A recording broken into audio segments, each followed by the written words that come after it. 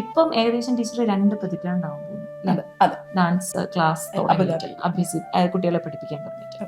പ്രിയ മനോജ് എന്ന ടീച്ചർ എന്താണ്? പ്രിയ മനോജ് എന്ന ടീച്ചറെ ആയിരിക്കും എല്ലാവർക്കും പരിചിതം.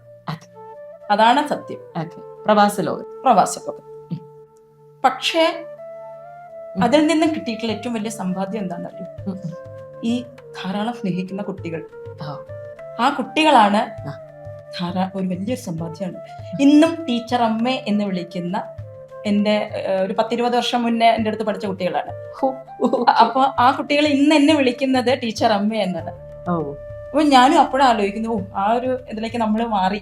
ഏത് പുരസ്കാരത്തിനേക്കാളും ഒരു അനുഭവമാണ് അല്ലേ? തീർച്ചയായിട്ടും. അത് ലോകത്തിന്റെ പല ഭാഗത്തിരുന്ന് ടീച്ചറമ്മേ എന്നുള്ള വോയിസ് എങ്ങാനും വരികയാണെങ്കിൽ അതൊരു വല്ലാത്തൊരു അനുഭൂതിയാണ്, വല്ലാത്തൊരു സന്തോഷം.